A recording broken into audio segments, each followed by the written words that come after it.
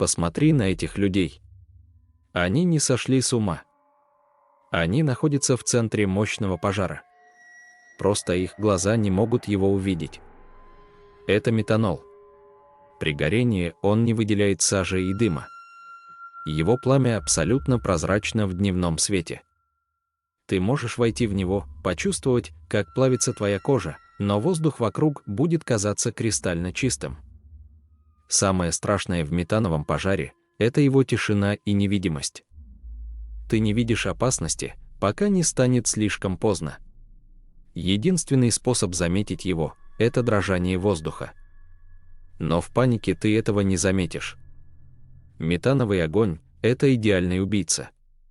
Он не оставляет следов в воздухе, только на твоем теле.